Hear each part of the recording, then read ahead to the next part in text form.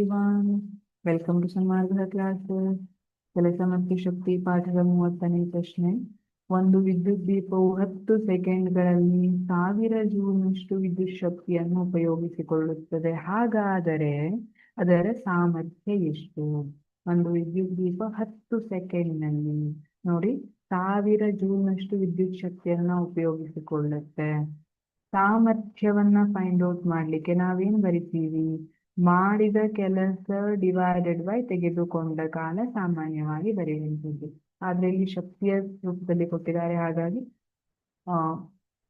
ಉಪಯೋಗಿಸಿದ ವಿದ್ಯುತ್ ಶಕ್ತಿ ಅಂತ ಬರ್ಕೋಬಹುದು. ಉಪಯೋಗಿಸಿದ ಶಕ್ತಿ ಅಥವಾ ವ್ಯಯವಾದ ಶಕ್ತಿ ಡಿವೈಡೆಡ್ ಬೈ ಏನಂತ ಬರೀತೀವಿ? ಸಮಯ, ಕಾಲ, ಎಷ್ಟು ಕಾಲವನ್ನ ತೆಗೆದುಕೊಂಡಿದೆ ಅಥವಾ ಎಷ್ಟು ಕಾಲದವರೆಗೆ ಅಷ್ಟು ಶಕ್ತಿ ವ್ಯಯವಾಗಿದೆ ಅಂತ ಬರಿತೀವಿ. ಏನೇನನ್ನ ಕೊಟ್ಟಿದ್ದಾರೆ? T is equal to 10 second ಕೊಟ್ಟಿದ್ದಾರೆ. ಸರಿ, T is equal to 10 second. ಆಮೇಲೆ ಮತ್ತೆ ವಿದ್ಯುತ್ ಶಕ್ತಿ ಡಬ್ಲ್ಯೂ ಅಂತ ಬರೆದು ಬಿಡ್ಲಾ? ವಿದ್ಯುತ್ ಶಕ್ತಿ 1000 ಜೂಲ್. ಹಾಗಿದ್ರೆ ಸಾಮರ್ಥ್ಯ ಎಷ್ಟು? ಟಿ ಅನ್ನ ಸಾಮರ್ಥ್ಯ T is equal to W by T. ಶಕ್ತಿಯ ನಾನು ಡಬ್ಲ್ಯೂ ಅಂತಾನೆ ಕೆಲಸ ಅನ್ನೋ ರೀತಿಯಲ್ಲೇ ಬರಿತಾ ಇದ್ದೀನಿ.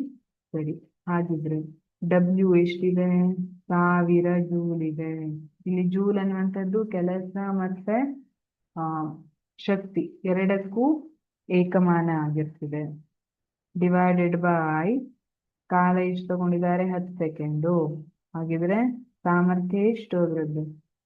100 ವ್ಯಾಟ್ ಸಾಮರ್ಥ್ಯ. Thank you.